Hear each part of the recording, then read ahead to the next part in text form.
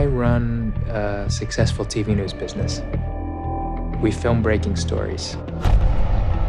The inspiration for Nightcrawler was a crime photographer named Ouija from the 1930s in New York City. He was the first guy to put a police scanner in his car and go to crime scenes. What are you after? A camcorder and a police scanner. I realized that the modern equivalent were these guys who call themselves stringers and/or nightcrawlers who drive around at night. That's too fast, dude! It seemed like a more kinetic, energetic landscape to set a story, and I just started thinking about it from there.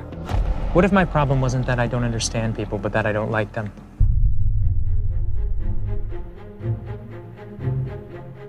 Lou's character came from an awareness that I have that a lot of people under 30, tens of millions of people, I think, statistically, either can't find employment or find employment that's piecemeal and they can't really sustain themselves. And I was very intrigued with the idea of a character coming out of that desperation, and he finds his calling. His character was so different from anything I'd ever done, you know? I just loved saying Dan's words.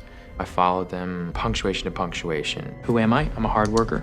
I set high goals, and I've been told that I'm persistent. I don't think I've ever actually worked with an actor with that challenging of a role, and he just nailed it. I prepped over 2 months, losing weight, staying up at night, and then sleeping during the day. First of all, he was starving to death. He wasn't eating. Jake said, I'm thinking of losing weight. Pounds started coming off.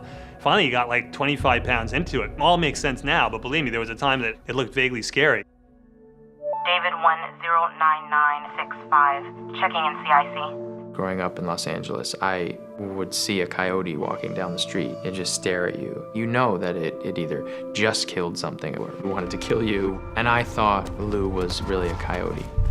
What if I was obliged to hurt you for something like this?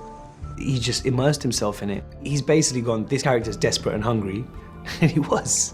And that just brings on a very primal, instinctive, predatory desperation in you. It does. When I say that I want these things, I mean that I want them, and I don't want to have to ask again.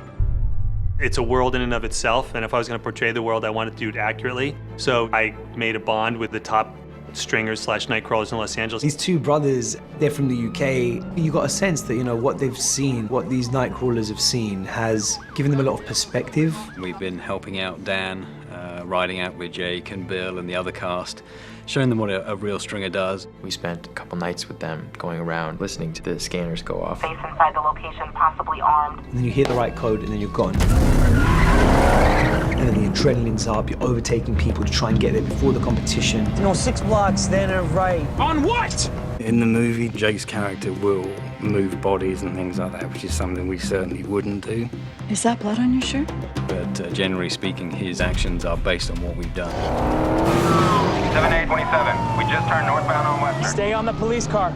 Just like a combat soldier or an EMT worker, there is an adrenaline rush that comes from being around dramatic, hypercharged situations like a crime scene or somebody dying. And I think they sort of strangely do become addicted to it. Yeah, I definitely crave the adrenaline rush. You won't necessarily hear the call go out on the police radio. You will hear the gunshots before anything. I've seen people drop dead behind me in my rearview mirror from gunshot wounds. You see muzzle flashes from guns as you're driving around corners. A 15-year-old kid with an AK-47 comes out, levels the AK-47 at me and just fires. And I get it on tape. We beat the police. It's all about getting that first shot. You want flames, you want the shootout on tape, you want victims. It's literally that cutthroat. So what do you say? Do you have a deal?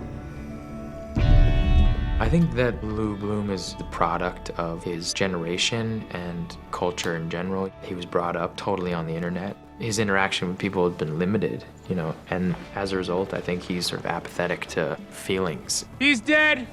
Get this shot. He's the product of the idea of capitalism, which is success at any cost. And that's something that he believes in deeply and that he follows to the end. You saw him. Other people may see it as a tale of evil succeeding. For me, I was just trying to tell as realistic and objective a story as possible of a young man who's troubled and has certain gifts, who enters a world in which those gifts are rewarded rather than being punished. I like to think of it as the ultimate success story. I will never ask you to do anything Oh, shit! that I wouldn't do myself. Oh my